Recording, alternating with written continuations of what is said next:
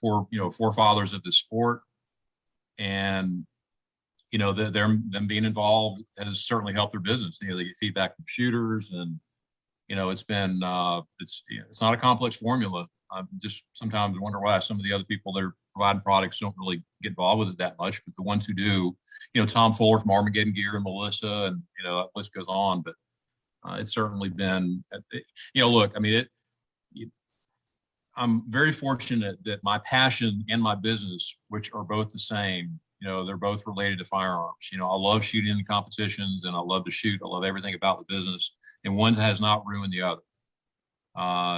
So I'm very fortunate that I'm able to, have this business doing something that I absolutely love. So it's like, look forward to going to work every day, and it's a pretty cool thing. Well, it does two things.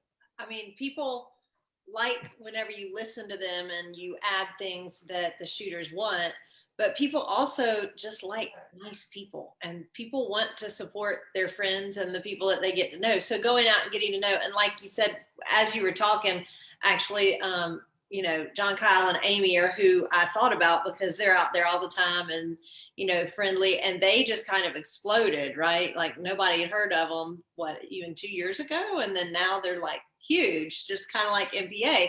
Y'all were not really out there, and then all of a sudden it was huge.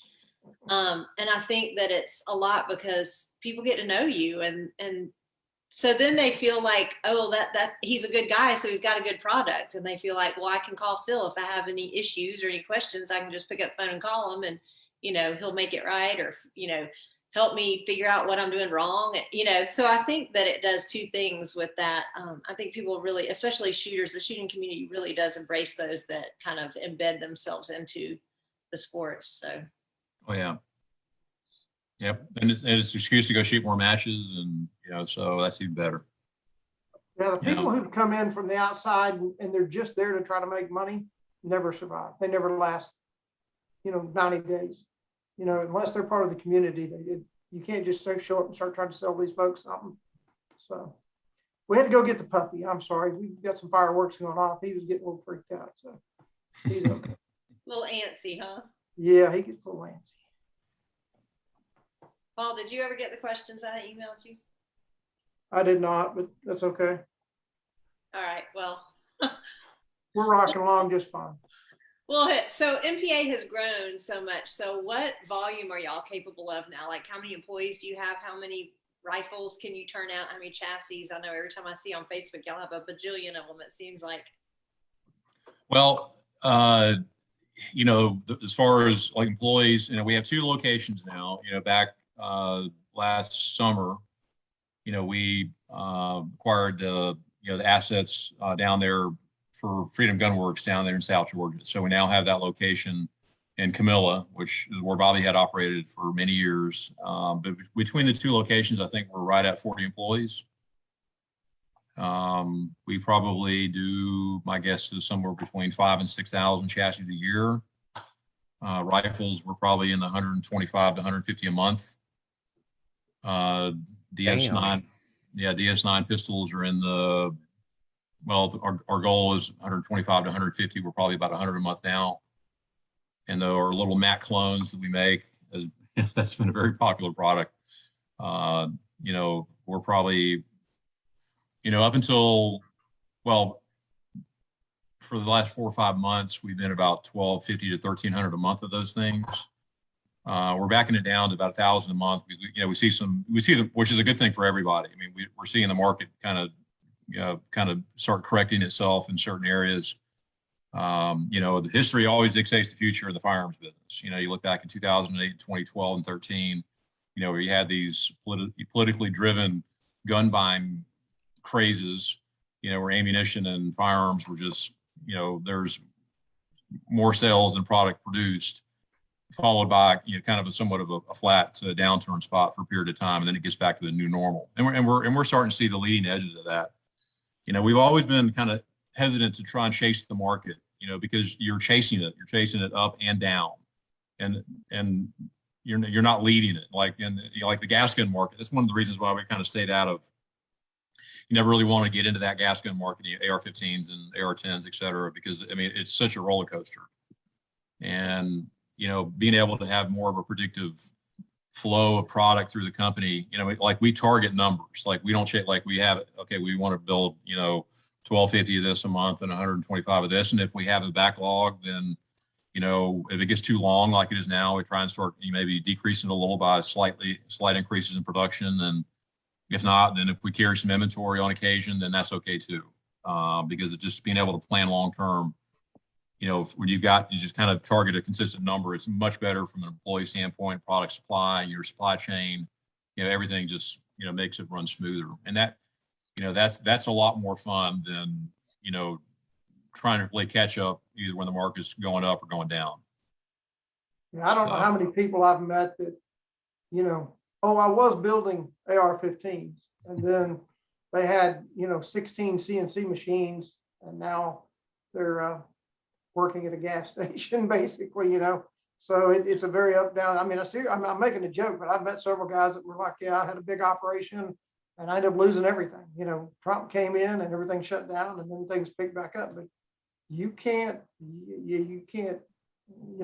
pour your resources into that, because it's a bubble and it's not going to last. And there is a median, that you kind of have to live with. And that's why I stayed away from gas guns, is because I don't want the political ramifications, and I don't want it's too much of a flooded market. I mean, how do you, the price of some of those lowers and stuff, I don't know how those guys, you can buy a lower sometimes for $85. I mean, I don't see how you can turn a CNC machine on for that, but that's.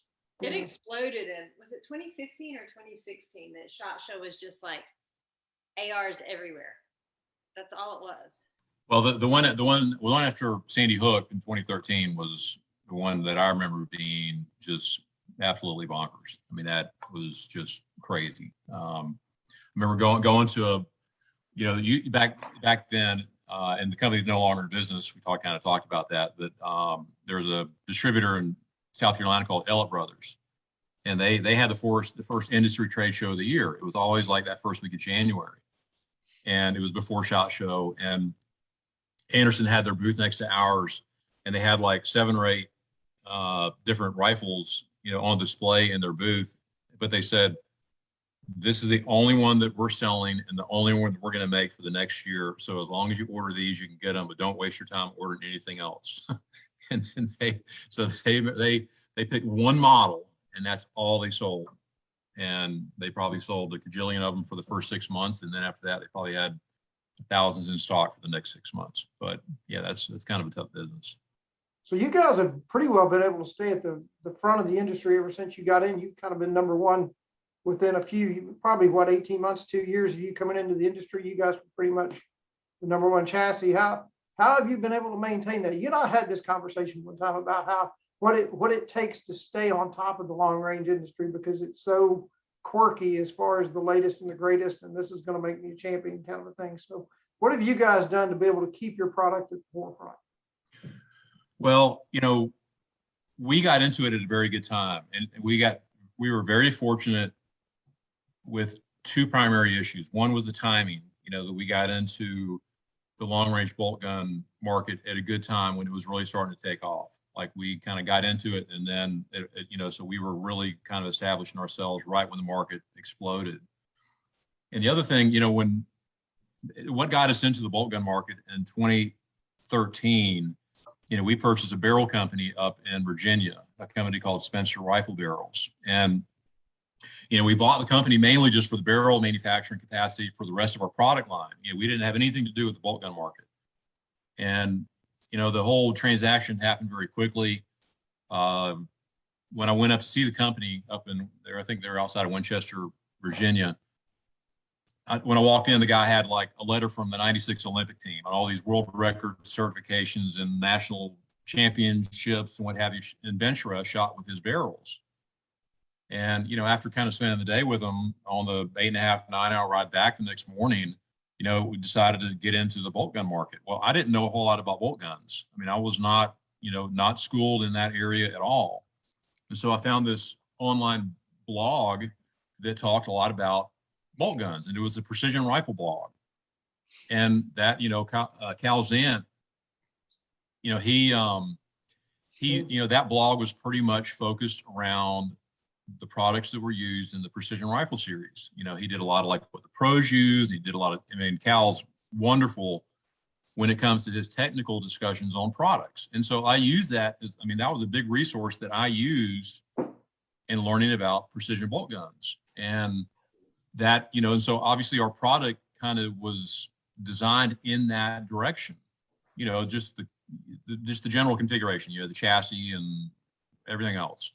And so, you know, having that technical reference that was so much focused on PRS style shooting and getting into it at a really good time, I think was just a blessing for our company. I mean, that really, you know, that was really a very positive thing. And you know, but I remember like one of the things that, you know, it really got under our competitor's skin is, you know, if you guys remember the barricade stop. Well, we introduced this thing called a rotating barricade stop, like in, I don't know, in early 2015. And back then there were a lot of wooden barricades and PRS matches. And that barricade stop would just lock the rifle onto the barricade. I mean, it was like prone. And so it was anybody that was shooting an MPA chassis that was going to any kind of PRS match had a significant advantage over any other stock or chassis manufacturer that didn't have it. And, you know, that was a really big growth period for us. But what I didn't want to be though, is like, I didn't want to be the barricade stop guy. You know, like I didn't want that to be kind of the calling card for our company.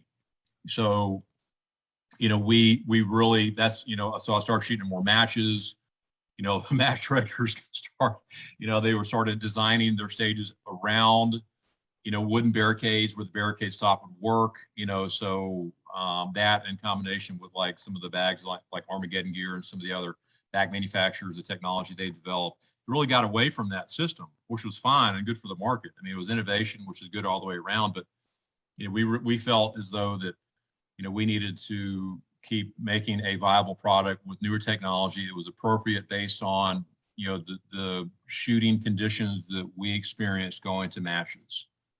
And so that just, you know, like the Arca Swiss rail, you know, putting that on the bottom of the chassis, you know, we developed that technology. You know, Al Olivier came up with that idea, and what's his name? The guy from Sawtooth Rifles out west. What was his name? Will come to me in a second, but you know, he actually extended all the way out. But anyway, that technology, being able to move your bipod wherever you want to along the fore end of the chassis, you know, all these, like having a bubble level in the chassis, all these little bits of technology that gave the shooter, you know, an advantage over technologies and other systems that didn't have that. That's kind of what, you know, we wanted to keep doing. And it goes back to what we said earlier. You know, you go to a match, you're shooting in a match,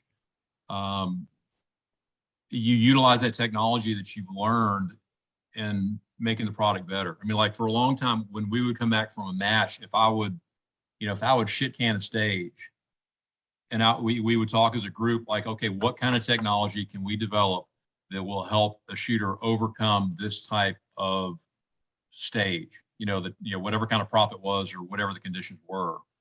And, you know, and we've done that ever since. You know, we always have engineering meetings related to what we're seeing in the market and what we can do with products to make them better. So that rad attachment was coming out at, I can't remember what match we were at. You and Al were like, look at this, you need to get one of these, because I have an MPA, and y'all were like, you need to get one of these, you can move it, and I got one. Yeah, that was probably if I look back on my time in this business, that was probably the biggest mistake I've made, is not getting a patent on that technology, because I should have done it. Because my goodness, now, I mean, every chassis manufacturer's got it. You know, all the stock manufacturers have people making the Arca Swiss rails go on the bottom of them. You know, and that was technology that we developed. But, you know, and even to this day, you know, the whole patent consideration and a lot of technology, to me, for companies like our size in this business, can sometimes be a distraction. You know, because you're spending all this time working with, you know, the engineers and the patent office and patent examiners and attorneys and everything else, trying to get your patent submitted, and then you got to worry about defending it, rather than focusing on developing new technology, you know, that we feel is more appropriate for the market. So anyway, but I honestly feel with the rate you guys are going and the rate you guys are innovating, I feel like by the time you got, if you're going right now, you can either get that patent filed and handle all that, but you're coming out with something new and innovative, like before you even get that patent filed. So it's like, yeah, the other guys may copy you, but now you got this next thing. And by the time they're done copying that, you already got something else new. So if you keep it up like you're going, that'll work out well for you. That's the plan. From another perspective, things that have kind of kept you ahead is, you're not afraid to invest in your business, and you're not afraid to invest in employees. So you're constantly growing, allowing you to, meet that demand faster. If you look at, I guess the best example would be Jay Allen.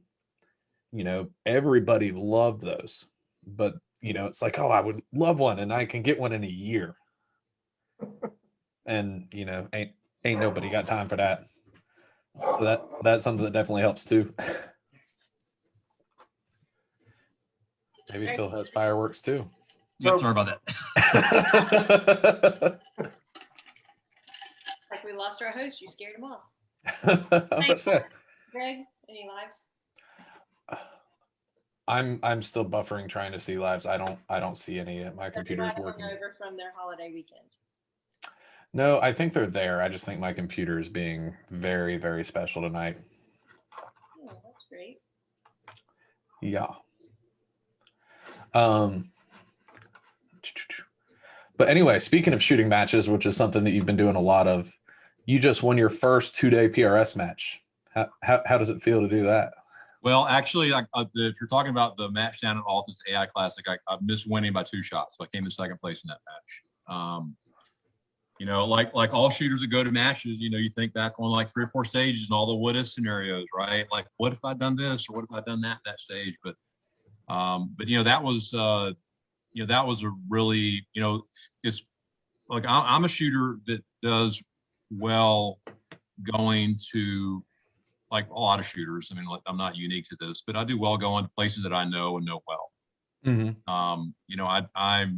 I'm probably not as strong the technical shooter as some of the other shooters out there in the market, but I think what I do is I'm able to kind of study the different props and stages that these matches have and kind of come up with a good game plan, on how to run them. And I mean, it's like there's just certain matches that the stage configurations kind of fit the shooter's shooting style, that they do well on, and other ones don't. But I've always felt very comfortable down there at the Altus facility, and I've got a lot of good friends down there, very comfortable with that location. The rifle is shooting great, and there were a couple of really difficult stages that I had a lot of time to kind of think about how to run them, and came up with a good game plan, and it put me in a good position to get close to winning the match. But yeah, but this has been this year has been it's been a good year. I think I've come in first in a couple of one-day matches, and I think I'm inside the top 20 in the PRS right now overall rankings. But I'll probably it's my first year in being in the senior division of all things, and I've had some physical challenges here over the past year and a half. I had back surgery back right before the finale, year and a half ago, and I'm getting ready to probably have to look at having a hip replacement done.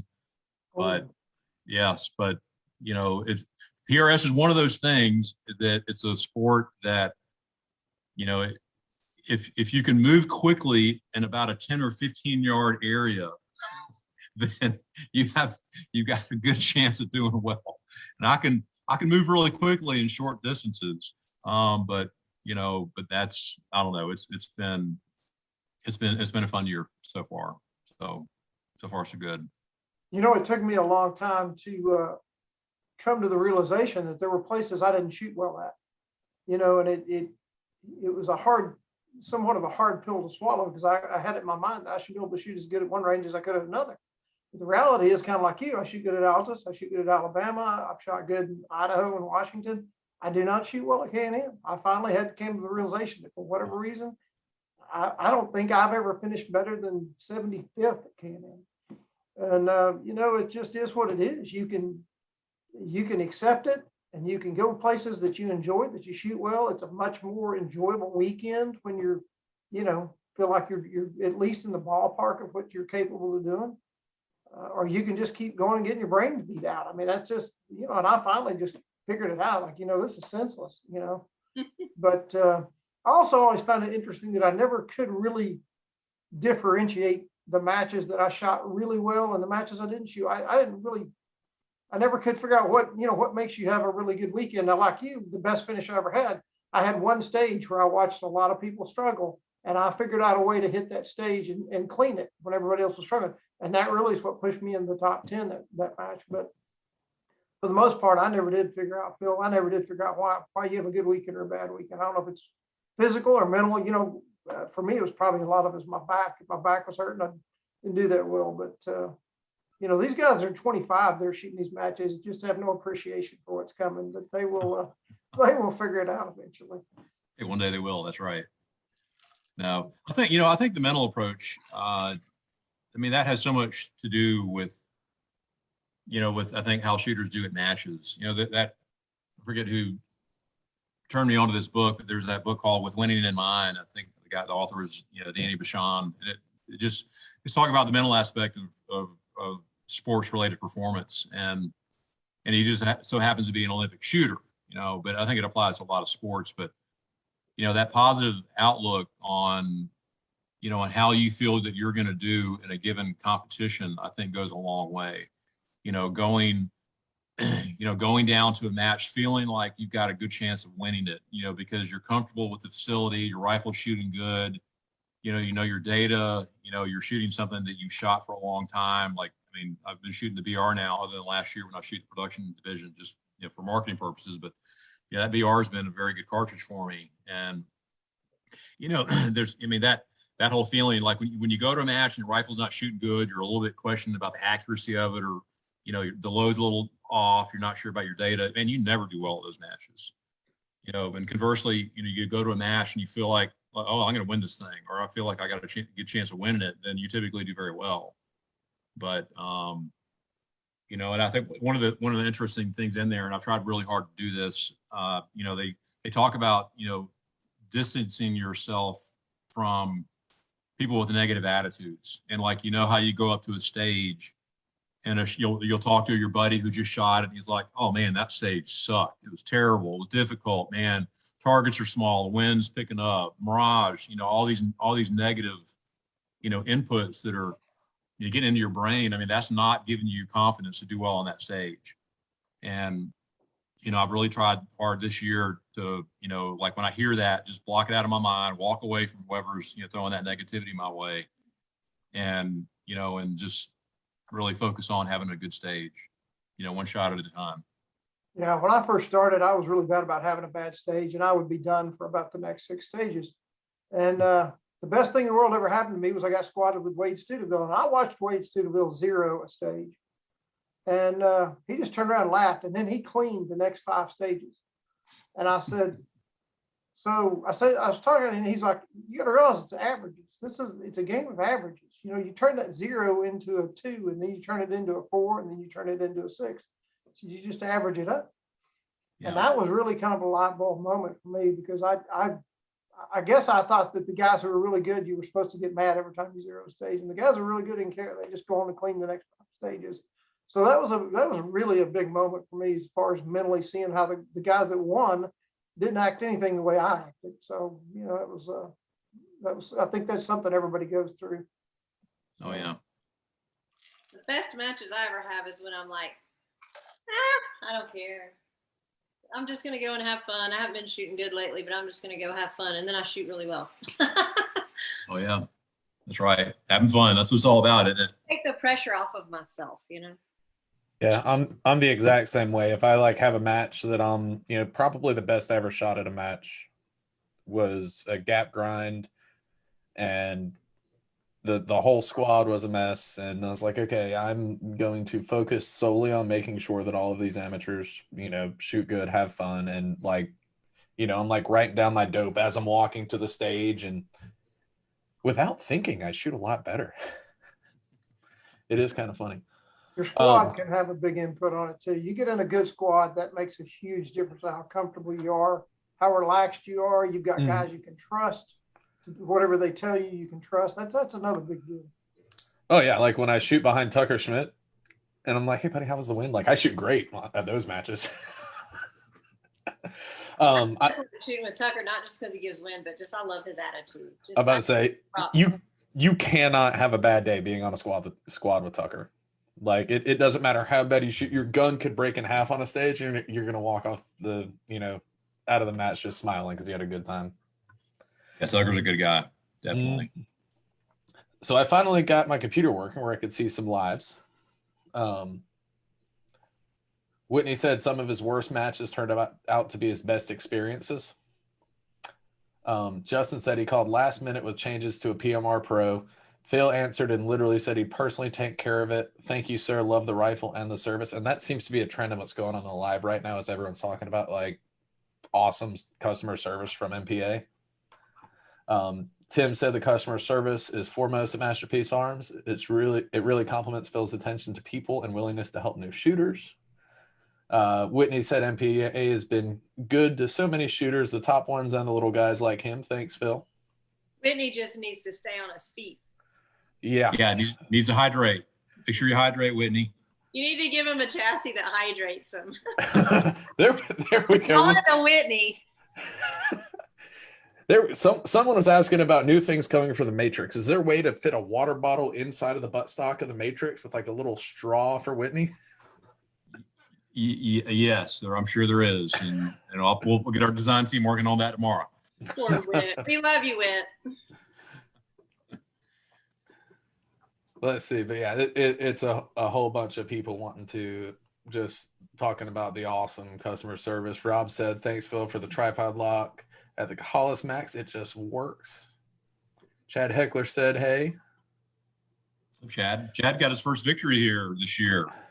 Dude's been on fire."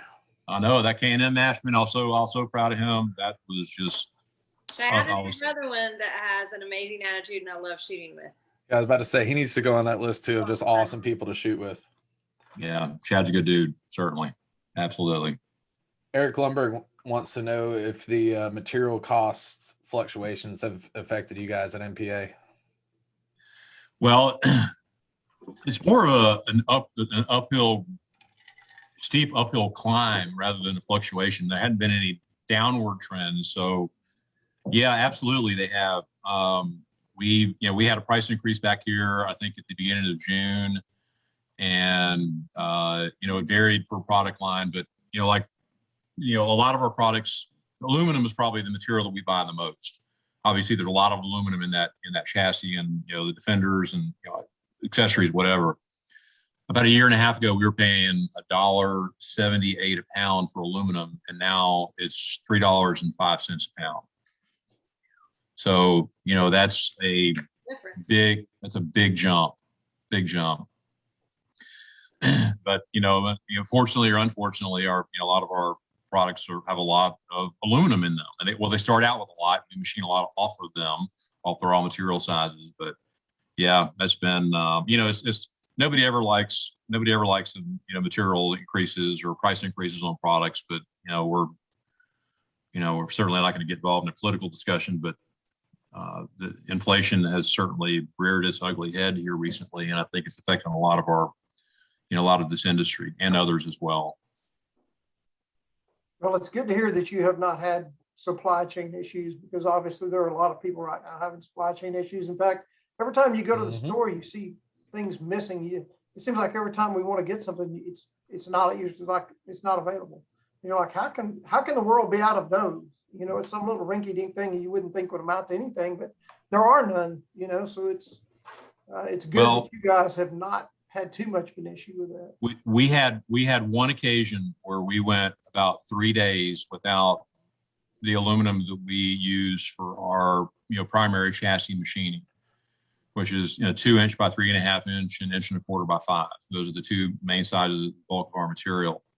And it was like the way we operate, kind of talked about earlier, so we'll issue scheduled releases to our material suppliers. So okay, we want 20 bars a week for the next 16 weeks or whatever, just kind of give them a kind of advanced PO with a release dates. And they were about 4 weeks late on these. We always had kind of a buffer, but we use up all of our buffer And so what we did is we went to other material suppliers and just placed some big orders just to kind of create and like right now, we probably got 2 months worth of aluminum in all of our sizes in stock right now. You know, just in case something were to happen again, I don't want to, I mean, it's, you know, when you've got this big operation and then also you don't have material, I mean, what are you supposed to do? I mean, our shop got really clean that 3-day period, but you know, that's not really, you know, we're not making money. We're not generating income by cleaning the shop. But anyway, but yeah, it's, you know, and you hear different, I mean, golly, I was talking to somebody here recently about the semiconductor challenges that like Ford Motor Company is having on their pickup trucks. Like they've got what, $1.5 billion of F-250s sitting, waiting on semiconductors, 20,000, 22,000 of them at the Kentucky Raceway alone. Isn't that crazy? Yeah, So- I saw a guy the other day that he made a little video on Facebook and he said, I bought this F-250 last year for $53,000. I put 36,000 miles on it and they just offered me $51,000 for it if I would sell it back to the dealership. Yeah. He said, what in the hell is going on? What world are we living in where you drive a truck for a year and sell it back for basically what you paid for it? Like, yeah, kind of crazy. it's interesting. I saw the price of shipping containers has quadrupled or something to get stuff over here. Yeah. Dude, I mean, that's going to cost everybody. I mean, that's everything we do. I mean, that's inflation pretty much on the entire spectrum of spending. So. Yep. We have one live real quick from Todd. He's in, where did it say? Marietta, Georgia, and he just got his first rifle and he's looking for local matches. And I think probably the closest thing to him would be we got what you're running at MPA or at Arena. Do you want to tell about your monthlies and your So if he lives in Marietta, he's in a good central location. So you've got arena training facility down in Blakely. From Marietta, that's probably 3.5 hours. Let's see, you got Altus, which is about 5 hours from Marietta. Cool Acres, which is down in Swainsboro. They have a match this weekend. He's probably 3.5 hours from Swainsboro. You got K&M that's probably 6.5 hours, and then you got Alabama Precision that's probably about 4.5 hours away. And so if he goes on the Precision Rifle Series website and then click on, I think the first drop-down menu about our series or what have you, look for the regional, click on the Southeast, and you'll see all the match locations. But yeah, we've got 2 more matches down in Arena this year. We've got an August 7th match, which is like our series finale. And then we have the Southeastern finale down there in October. But either one of those are open to any shooters. They don't have to be by invite for the finales. But yeah, I mean, if he wants to reach out to me, just have him shoot me a message and we can coach him along on getting more involved in the sport and helping him out. Yep, and all of those are awesome matches. Phil runs a great match. I'm super bummed I'm not going to be able to make, I don't think, any of them this year. But they were probably 5 of my first 6 matches were the matches at Arena, and they're run great. They're pretty close to you. I've been shooting this Cool Acres one a lot, and unfortunately the next one and the last one are ones that I have stuff to do at work that weekend. But there's lots of good stuff around, and also feel free to shoot me a message as well if you're having trouble finding something, and we'll get you squared away. So also another cool thing, if you're new to the shooting sports, is going to be probably my favorite event of the year, and that is the Precision Rifle Expo. Yeah, you got a date yet? Oh yeah, October 30th and 31st. It's a Halloween weekend. How about that? Up? You can, yes. Absolutely. Is there going to be free candy there? We just now added it to the event, just a second. So yes. we'll have Halloween candy on Sunday. So yes, There will be snacks. there will be snacks. All right, Yeah, the expo. Honestly, a great thing. I know I didn't get to make it on the last one, but the first one that y'all did was really great. Yeah, it's been each year, or the first year was a really cool event. Other than the tent, we had a tent supplier that that didn't understand the air conditioning requirements that we needed, and it was so hot. I mean, They it was better pick miserable. South Georgia, did they? I mean, it was terrible. But the event turned out great. We had a really good turnout. I think first year we had about 800 to 900 people show up. The second year, we actually had people complaining in the tent that it was too cold, which was like the highlight of the expo. I mean, when I heard that, I was like, okay, we met our goal. Success. But I think we had a little over 1,000, maybe 1,100 the last one. Of course, last year we had to cancel it just for the obvious reasons. But this year it'll be the last year we're going to have it at Arena. We're going to move it to probably someplace, an alternate location. We're looking at maybe someplace out west, maybe in Texas. We've got because the one thing that we learned is that it's got a very regional turnout. Like probably 80%, 85% of the people that came live within about a 7 to 8 hour drive. And it's a great event, but you want to share that, that event experience with other long range enthusiasts in different parts of the country. So we'll probably, we're talking to a couple of people right now about alternate locations and making sure that the venue is the biggest challenge. Finding a place that can handle that many people. I mean, if you got 600 or 700 cars showing up, you got to be able to park them. You got to have an area where you can have about a 7,000 to 8,000 square foot tent, and then at least 1,000-yard range within walking distance, in a place that shows well, that looks very nice. And Arena checks all those boxes perfectly. Mm-hmm. But when we've looked around at other locations, like we looked at the Triple C Ranch out in Texas, but of course that's no longer an operating entity. That they shut that range down. The landowners want to do something else with the property. But that we considered having it out there, but of course now that's not an option. But anyway, but for this year, it's going to be a very similar configuration. We'll have, the main tent will have about 36 exhibitors in the tent. It'll be nice and air conditioned. Each exhibitor will have like a 10-foot by 10-foot booth, showcasing their products, product example. They'll be selling product. Some sell more than others. It really kind of depends on your product line.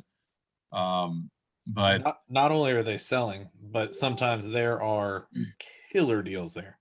Oh yeah, absolutely. Yeah. Like, so no guaranteed, but this optic, I still giggle whenever people tell me about really good deals that they got on a Vortex optic. I'm like, I'm like, oh, I paid less than that. And they're like, oh, well, that's because you're on the Shooter's Mindset. I'm like, no, that's because I went to Precision Rifle Expo.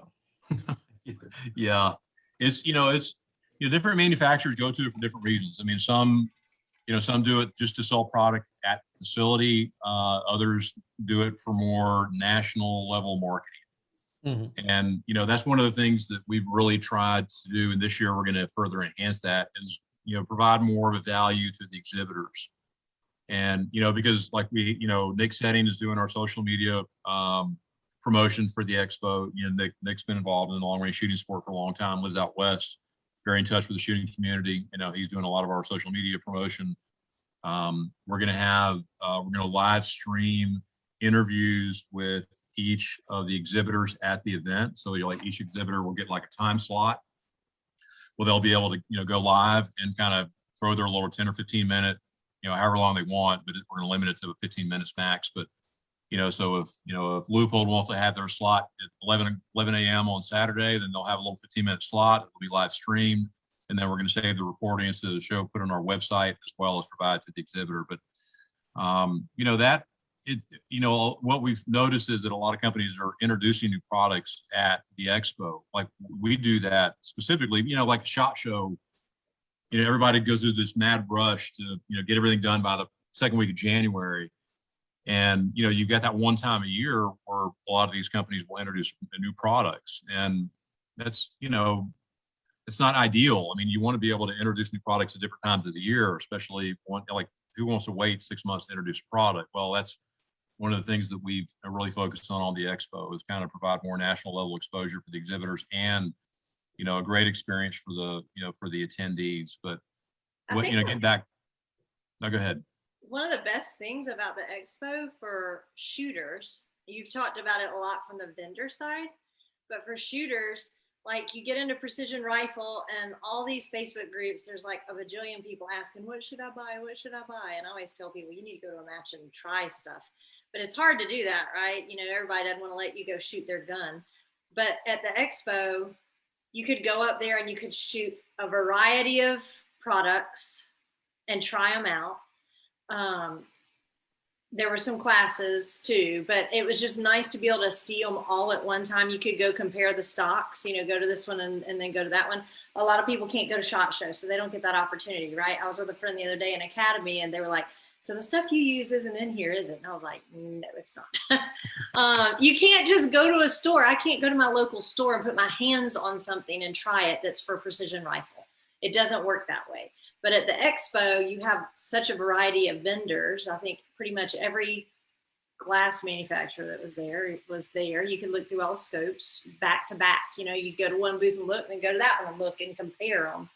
And so it's just the best opportunity, I feel like, for people that are new getting into it that maybe don't know about the different products and what they like, to be able to go and try them out. But being able to have the range there and have the demos, I think is real. I mean, it's better than SHOT Show because most people don't get to go to range day at SHOT Show. So yeah, I mean, you know, you walk up to Sean from Night Force and he's like, oh, here's some ammo. You know, you want to shoot this attacker on this Barrett, or you want to shoot this NX8 on this AR-10, or you want to shoot my bolt gun with, you know, whatever. And, you know, you go to the next one and it's area 419 and they're like, we're going to show you what a muzzle brake does. And we're like, how? And they're like, all right, we're going to start with this off. Here's a bullet, shoot. All right, now put the muzzle brake on. Here's another bullet, shoot. You see the difference? So you get really, really good hands-on time with, you know, all the different exhibitors. So, you know, like Phil said, you know, they got their 10x10 booth, but then also there's people up there on 2 different ranges.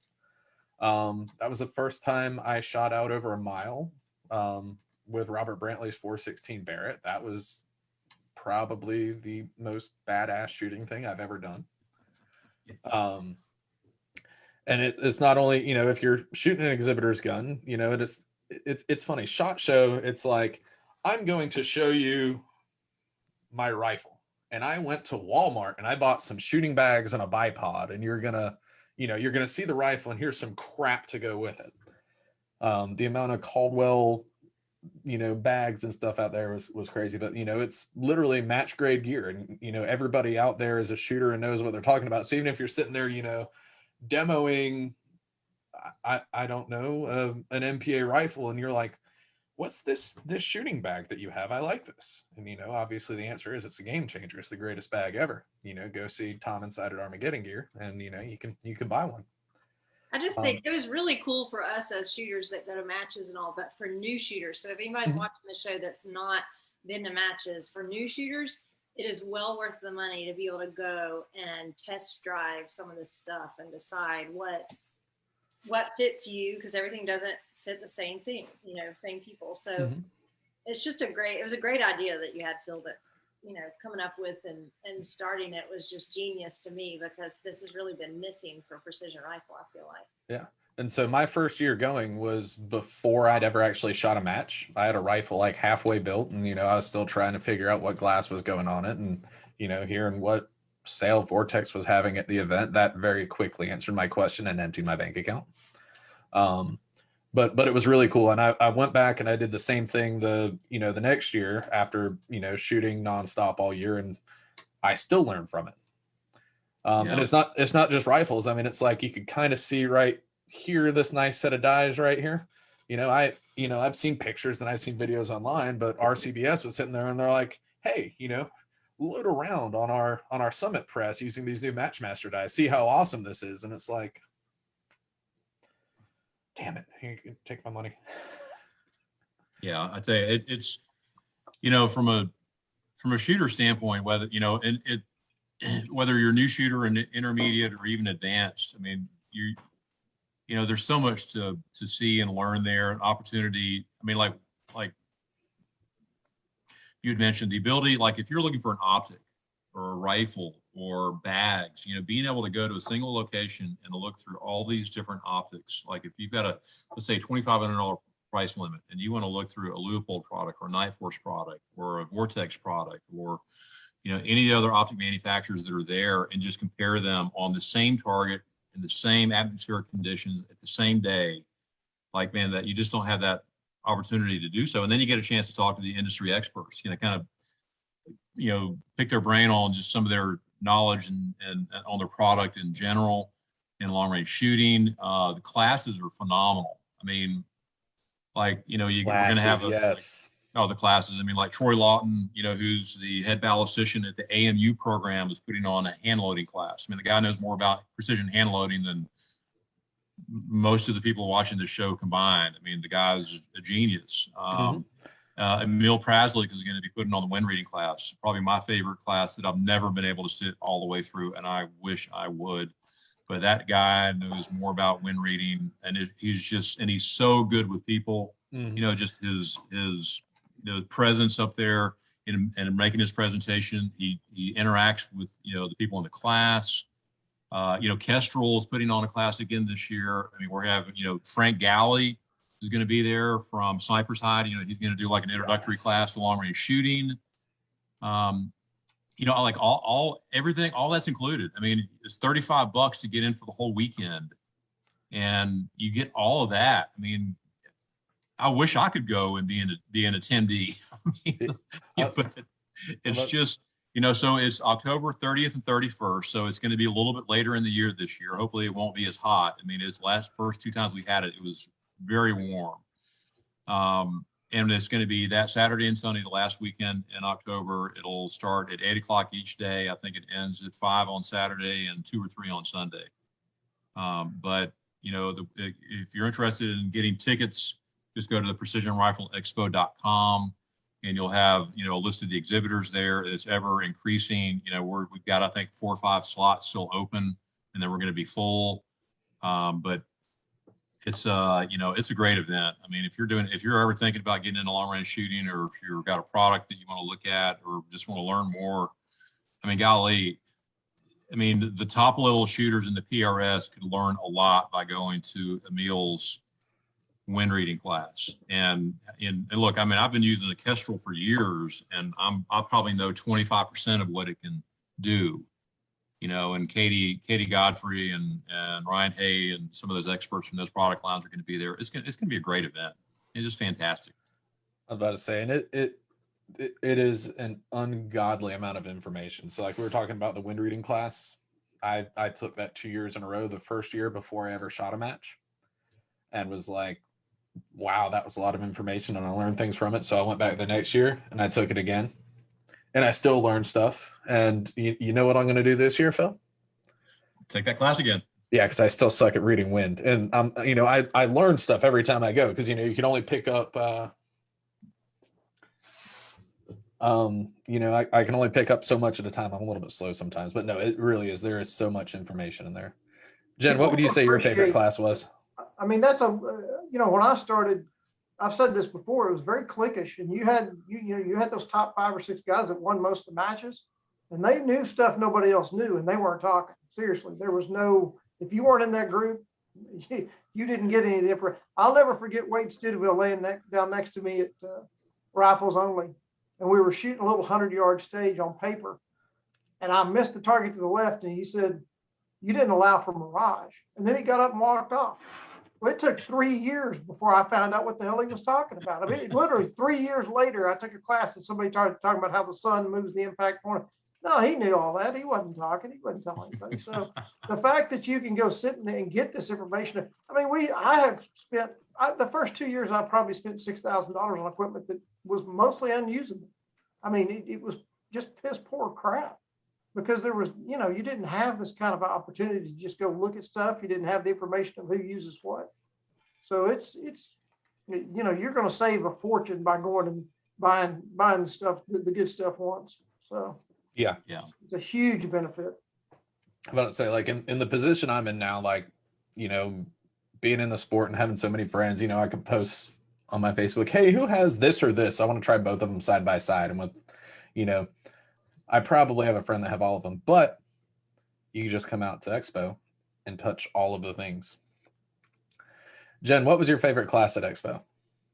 Oh, definitely Amos. Yeah, was yeah, it was really good. The Kestrel class was really good too.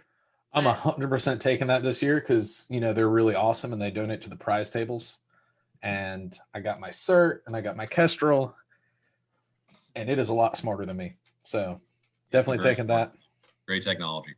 Yes. So many technologies. I just program robots at work and then like use fancy things like Kestrels, and it's way above me. So if we go to the Precision Rifle Expo, I'm sure there will be an MPA booth. So tell us. Well, yeah, absolutely. What are some new products coming out of MPA? What do y'all have new that's going to wow us? Oh gosh. We hinted at one a little bit about the tripod attachment. Yeah, the tripod lock we've had on now for, I don't know, 2-3 months, which is, I mean, it's a phenomenal product. I mean, you know, there's certain little topics within the, you know, the shooting community that kind of gets people riled up, and tripod use is one of them. But it's you know, it's used by law enforcement and military. It's used by hunters. I mean, it's certainly appropriate for long range shooting. But what it does, I mean, when I was at the AG Cup the last year, they had it down there. Well, actually last year, and there was a lot of tripod use, and I noticed the best shooters in the country were there, and they would inevitably be moving the tripod around, and one of the legs would collapse inward, which would just screw the whole balance up of the tripod. I mean, you know, a tripod is based on a triangle, which is the strongest geometric shape, and you would be making one of the legs of the tripod shorter, you know, those angles, and it would just mess up the use of it. And I'm like, man, we got to come up with something to be able to lock that thing in. And so came back, and whenever the idea with Austin, our primary design engineer, and he kind of came up with the design that we have now. But oh my gosh, it works so good. But so we've got that. We've got a new chassis coming out. I'm not going to get into too much of the details on that, but we will introduce that at the Expo. We did that last year or the year before with the Matrix. So like we specifically wanted to wait to the Expo to introduce the Matrix, which has been a wildly successful chassis for us. But we've got a new chassis that's going to be coming out. We of course will have the DS9 down there as well. You know, that product line is ever expanding. That's been a lot of fun. You know, those wide body double stack 1911s. We've got, you know, like we've got some new accessories that are coming out. Like this kind of stuff happens a lot. You know, we'll have like one of our design guys will come up with something and just put it in my hand, like, hey, what do you think about this? Like that's where those competition side rails, like Austin came up with that concept. Those are sweet. Oh, they're amazing. I mean, and it's such, you know, you look at that and it's like, why has nobody done this? So for the people that don't know what that is, tell everybody what they are. So the competition side rails, they attach to the left and the right side of the chassis, and they basically run parallel down each side, and it changes the width of the chassis. It increases it by about 75%. So it just like if you think about if your chassis is this wide and now it's that wide, I'm exaggerating here, it's like fish story, right? But you know, if you're going from there to there, then you've got that much more contact area on your support bag. And it really, you know, and it's got these little outriggers kind of built into the design that acts like runners. So your front to back, you know, the rifle really slides front to back. So tracking the rifle works better, you know, your left and right movement. Because I mean, like if you had a you know, something that wide your bag was sitting in, the ability for that rifle to cant left and right is minimized. Well, it's not that wide, obviously, but that general concept comes into play.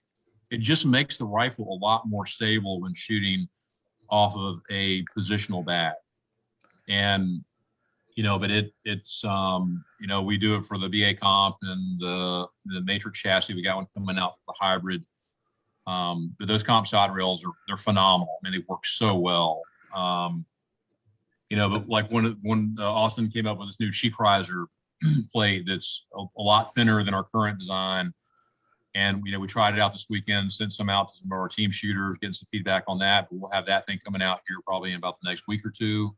And it'll be fully backwards compatible. That's one thing that's always been important to us is like, you know, with as long as we can do it, you know, whenever we come up with a new piece of technology, you know, we don't really want to make older MPA chassis obsolete. So we try and make them backwards compatible. You know, like the comp side rails are backwards compatible. Like this new Chic riser we're coming out with is backwards compatible. So if a customer's got a chassis that's 3 or 4 years old, the technology is going to work with their product.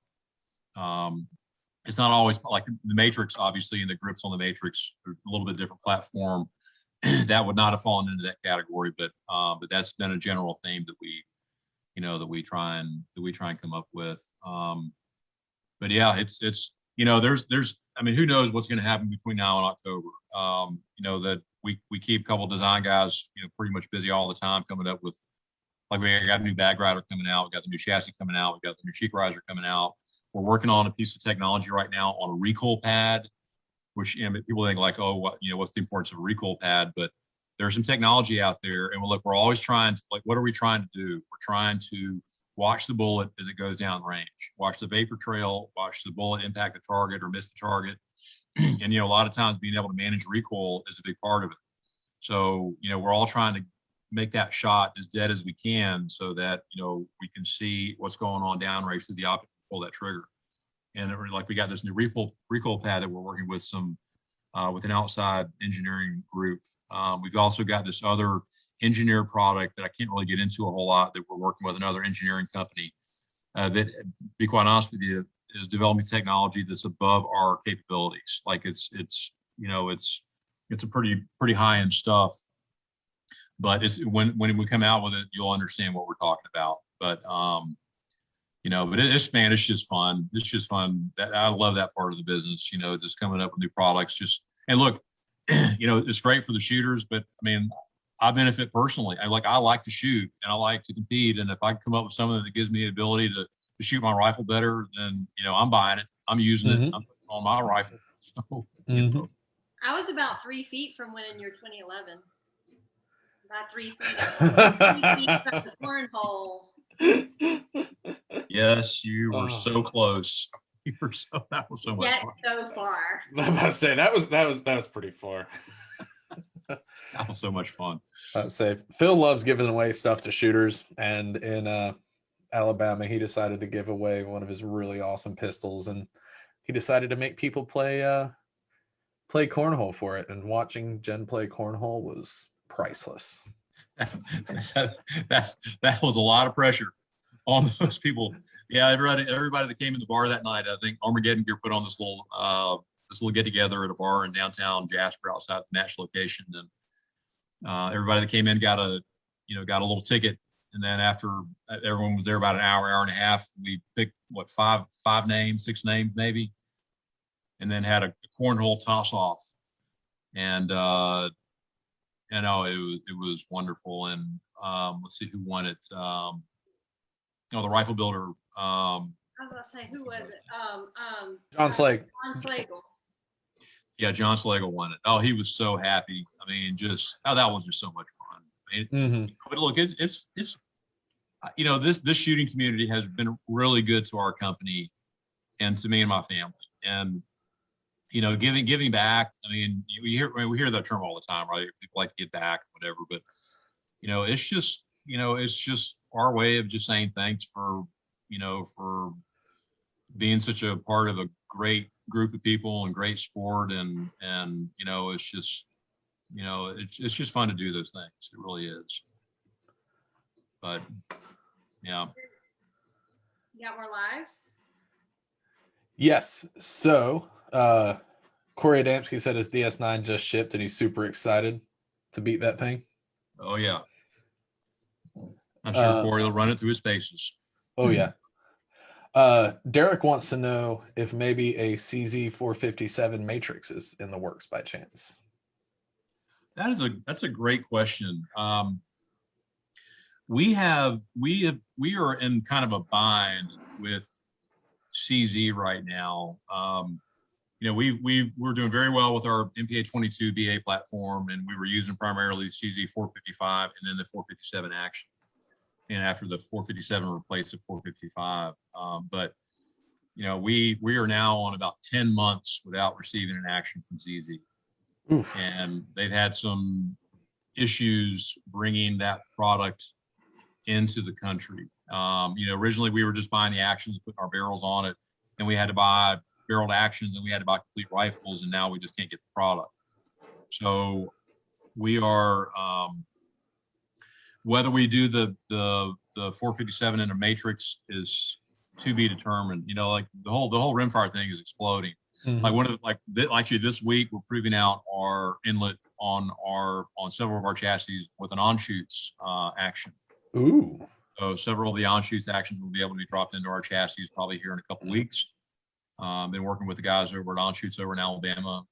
They've kind of been providing some samples, and we're working with them right now on getting that technology brought to market. But yeah, we're we're looking at other avenues for us as a company as far as continuing on that 22 platform. But yeah, that's been kind of a challenge, to say the least, with being able to get actions from CZ.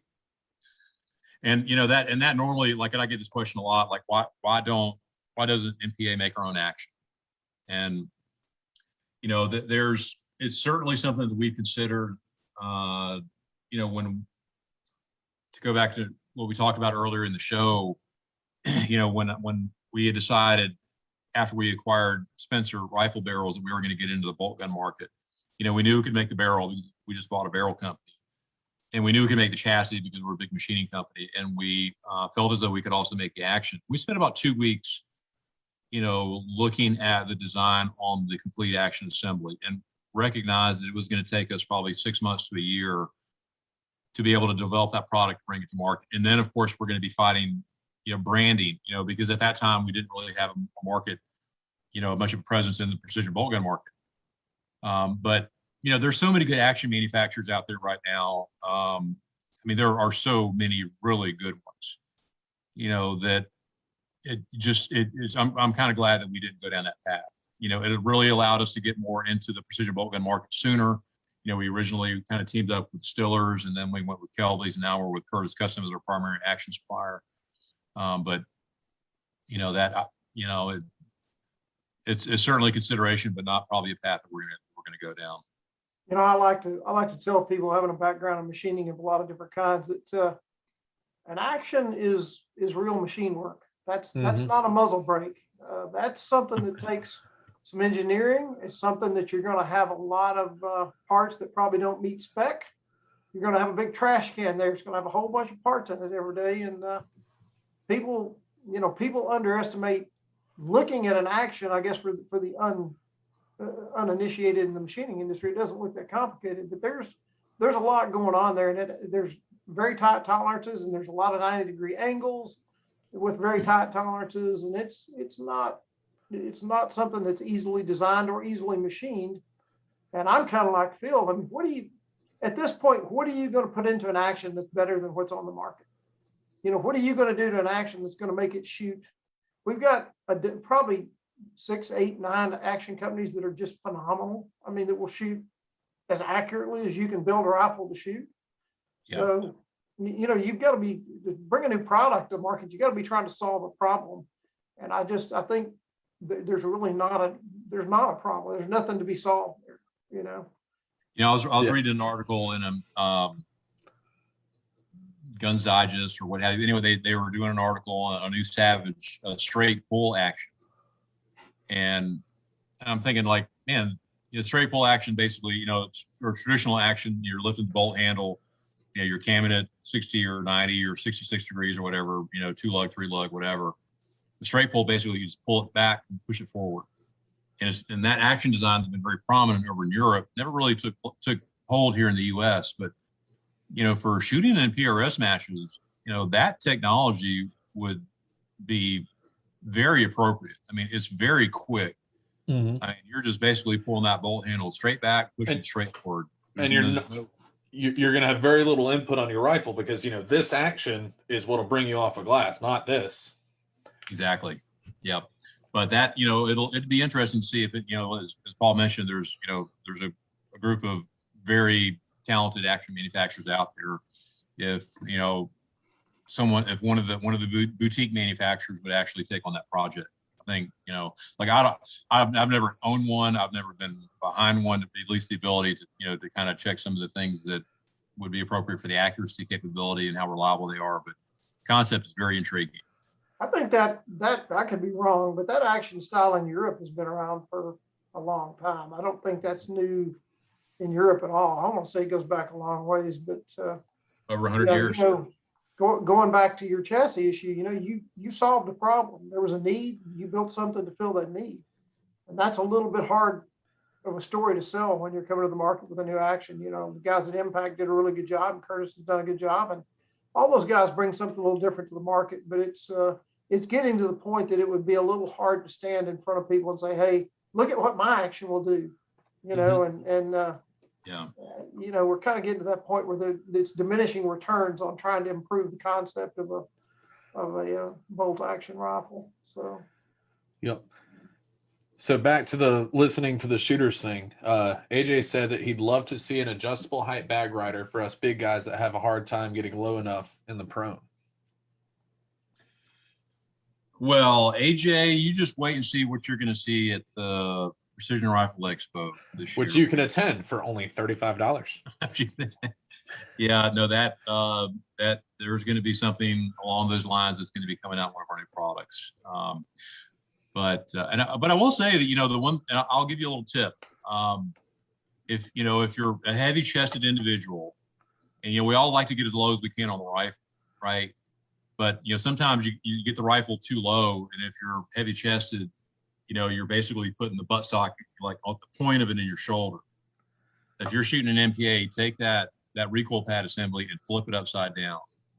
And that way the recoil pad gets higher up, and that gets it like you're as a bigger person, you can get the rifle lower and still have that full imprint of that recoil pad on your shoulder.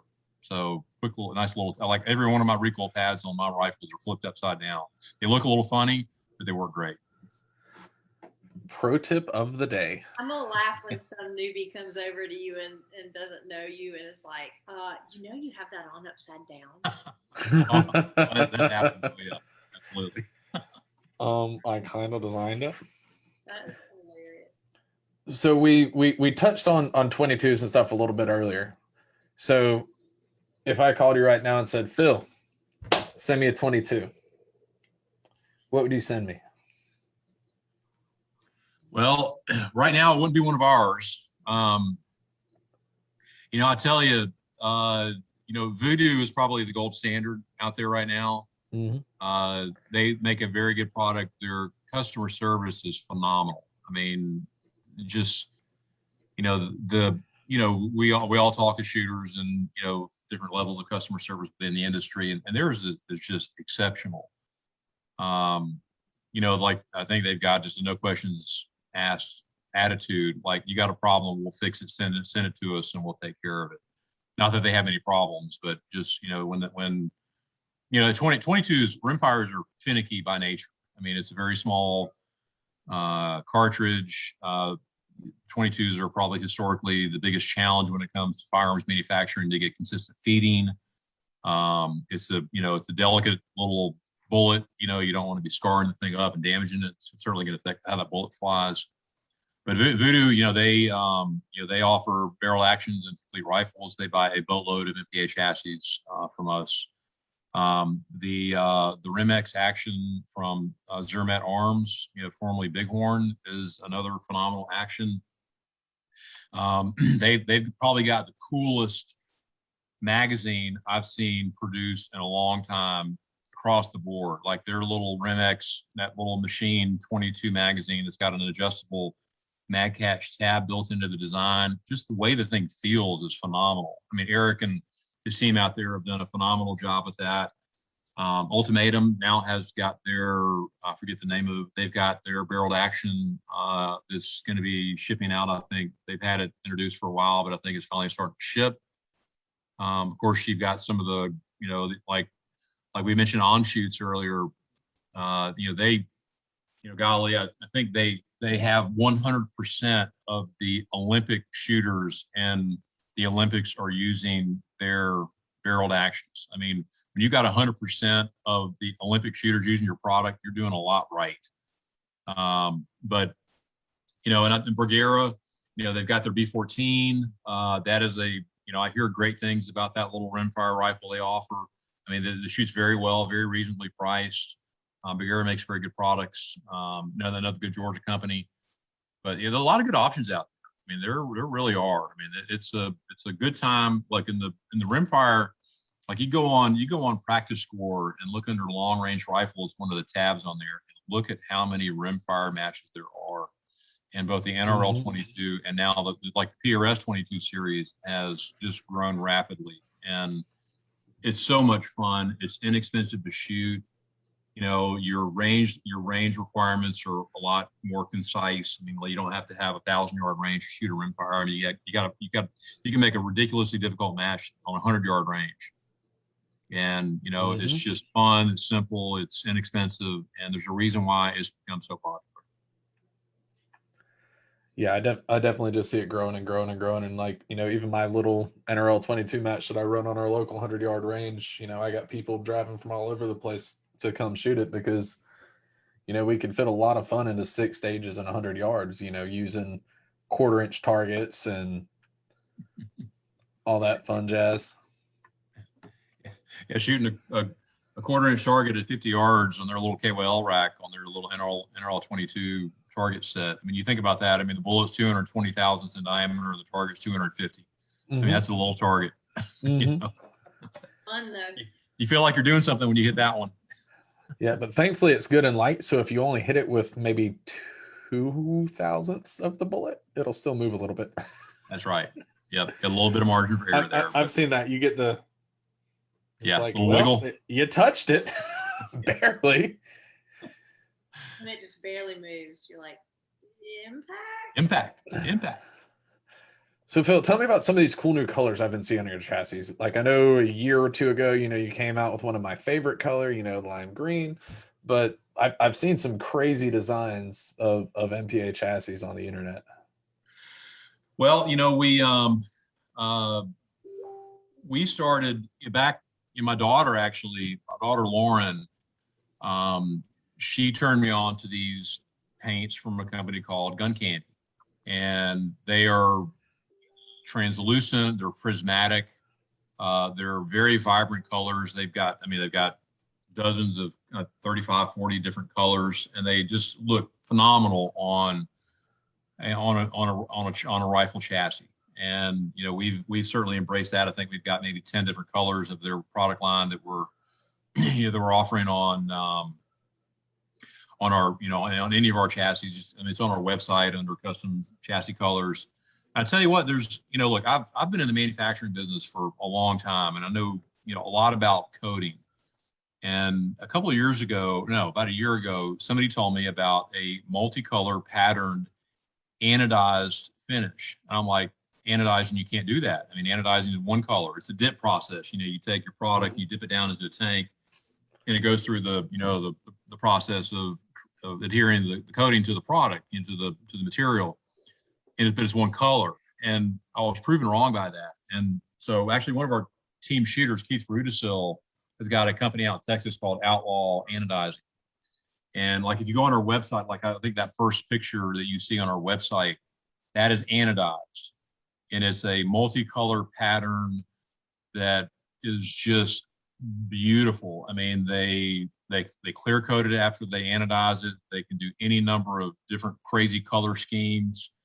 I mean, it just, you know, I mean, like that's one thing that I've really liked about this market is people are willing to, you know, to step out of their comfort zone and have some pretty outlandish appearances of their rifles. And, you know, and a lot of, you know, it's kind of funny when people will say, hey, look, I need some, yeah, look at that.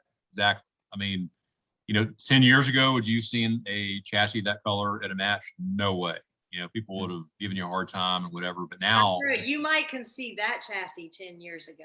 It's so bright, just like me. Yeah, there you go. Listen, I lose stuff all the time. I got to paint it something bright or I'd never find my rifle. And that's a lot of money to lose at a match. I really need somebody at 22 because I go to the 22 match. I don't have one and I have to shoot his green rifle. Excuse me. What did you shoot last match? Okay, it wasn't green. You did get another one. So now I don't have to shoot a green. I'll say I literally got a loaner rifle that's not green yet.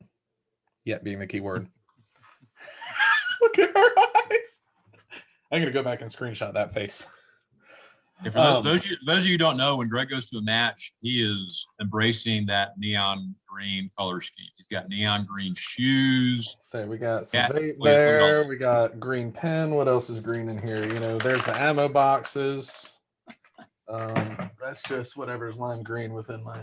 It's because I lose my shit all the time, guys, and I won't do it if it's lime green. There you go. So with the multicolor anodizing, so what I did before I started shooting is I played paintball, and I did that for many, many, many years. And they have the splash anodizing and all sorts of crazy color schemes.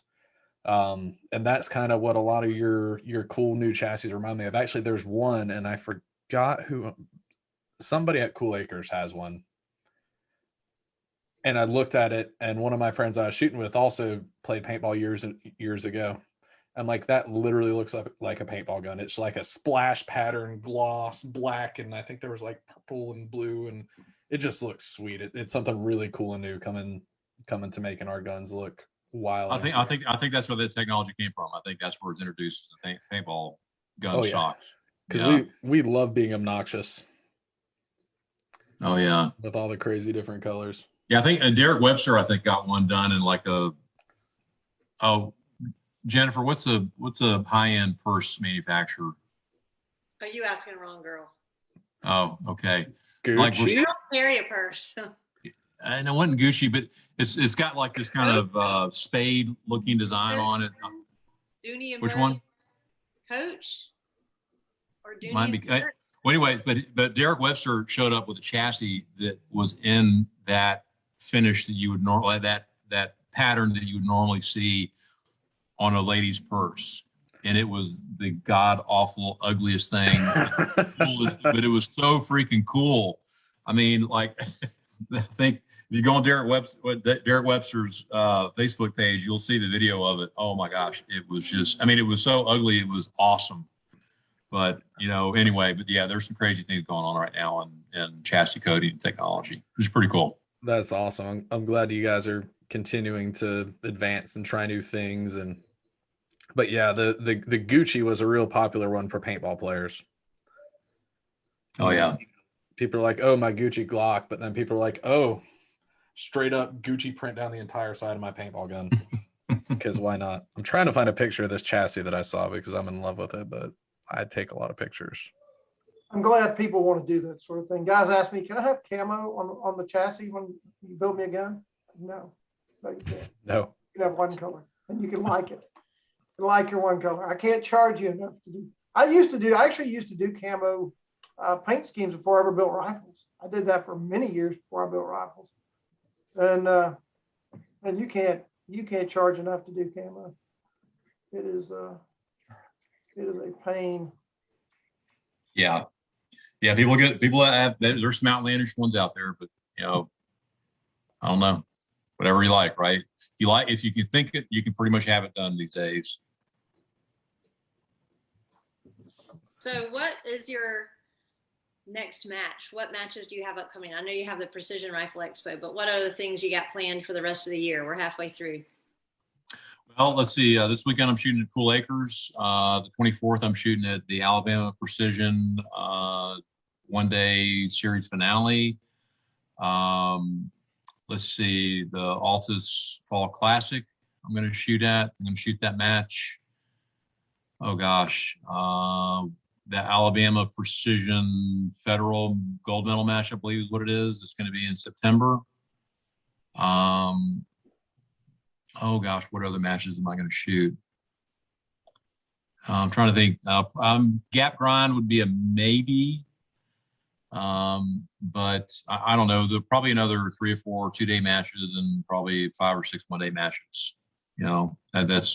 It's been nice. I think I went up there and shot the Vortex match up there at MKM up in Pennsylvania 2 or 3 weeks ago, Father's Day weekend. That was a lot of fun going up there. I hadn't shot up there before. Yeah, that was a very tough match. Matt Steiner runs a very good match, and he certainly. I think there was 18 stages and 16 of them were positional. So, I think I was. He doesn't like to lay on his belly.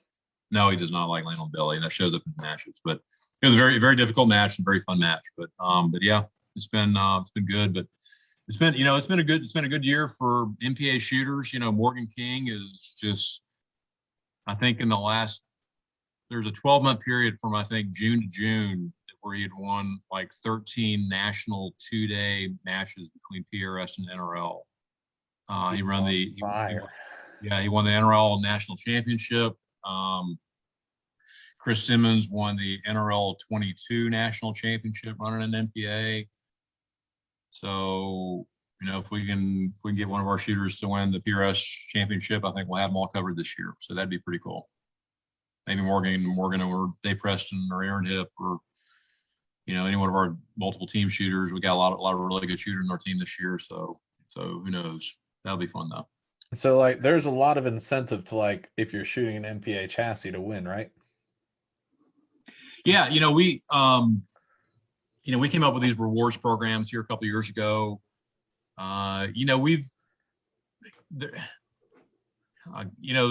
There's a trend started by other companies that aren't MPA to, provide, basically pay shooters to run their product. And we've never really, that's something that we've never embraced, never really needed to. But we do certainly benefit as a company from, like, if you go on our website and you look at the MPA victory page, I mean, there's hundreds and hundreds of shooters that have placed in national and regional matches all over the country. That helps our company. I mean, from a marketing standpoint, we've been the #1 chassis in the PRS forever. And look, their performances certainly help our company. And it's just, we came up with that rewards program for 1 and 2 day matches. Like in 1 day matches, you win matches, you get a certain number of points. At the end of the year, you redeem your points to, get free MPA products. And if you win, or place, I think all the way up to 10th place in a 2 day national match, there's a financial benefit involved to the shooter, kind of helps just cover some of their expenses. But, their performances with our products are helping our company. And that, and this is kind of, again, our way of kind of saying thanks for doing what you're doing. So it's been a program that's worked out very well for us. It's, with Morgan, it's been very expensive.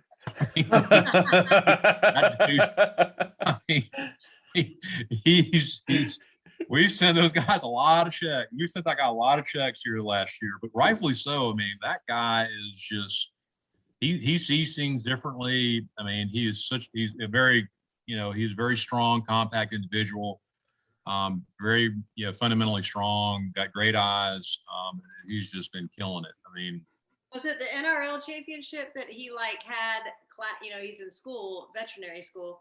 He had an exam and then got on an airplane and flew and got there at like 3 a.m.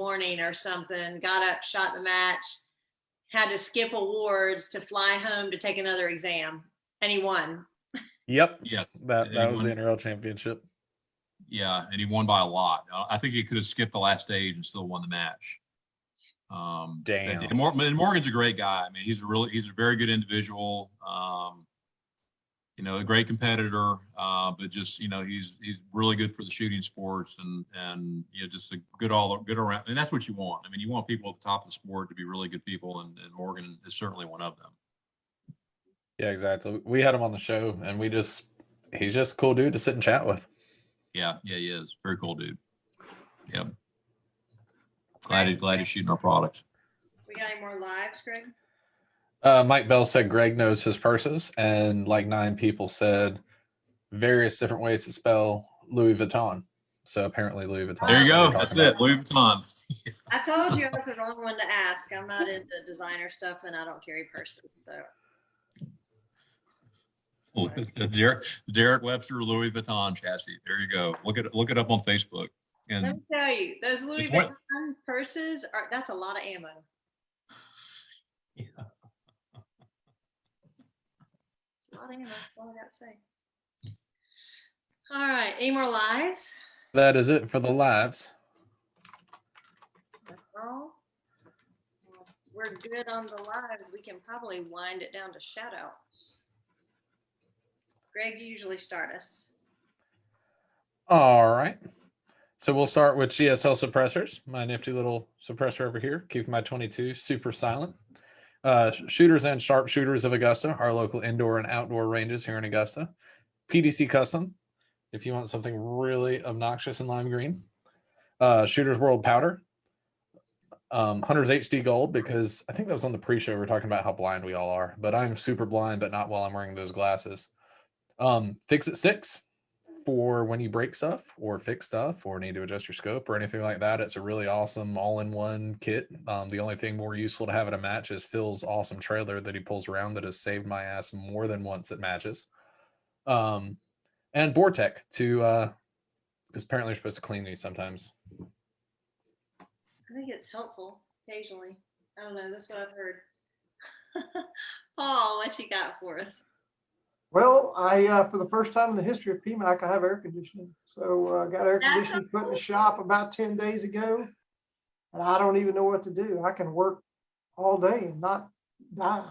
So Southern Alabama has been tough on me the last few years. So air conditioning is good. Things rolling along good at PMAC. I finished 3 rifles this week. Trying to take next week off to go shoot with some Marines. So trying to get some stuff out of the shops. It's been a good week. That's awesome. Shout out to having AC. It's amazing to have AC. Although I was at the beach last week and we didn't even need AC. It was so beautiful. The weather was like uncharacteristically nice. It was amazing. Phil, how about shout outs? Who you want to shout out? I'll like shout out to PMAC. How about that? I'm gonna double that one up. Paul, Paul does it the right way. He's been in this game for a while. He's got a machinist background. Makes wonderfully precision oriented shooting rifles. I mean, he's a good guy for this business. Other than that, just a lot of great companies out there in this market. I mean, that's we're very blessed to have some really good, top-notch, high-quality, high-caliber individuals in this sport. Very blessed to have that. Paul's one of them. So there you go. I appreciate that. I tell people the greatest thing about this business is that everybody I order parts from are friends of mine. Everybody's parts I use are people I know. And that, I can call you, I can call Tate, I can call, the guys at Stiller. That's the best part about this business is not only is everybody great, but you know who you're dealing with. So I appreciate the kind words. I really do. My pleasure. One of the things I love about this industry is that even the competitors, and I mean, like manufacturer competitors, not competitive shooting competitors, still will recommend each other. And, I think when I was looking at Actions a while back and posted something, I remember the big 3, custom action builders all kind of commenting, well, you need to get the one that's best for you. Like nobody was like, mine's better. They all were like, yeah, that's a good feature on this one. And, they were kind of shouting each other out, which I thought was really great. It spoke to their character that even though they're competitors in their business, they still are just nice people. I mean, I thought it was cool. Yeah. Yep. Very cool. All right. Well, and with that, I think that'll be a wrap for episode 341, if we can count episodes right. We won't talk about that, but this is 341, and that'll be a wrap for it.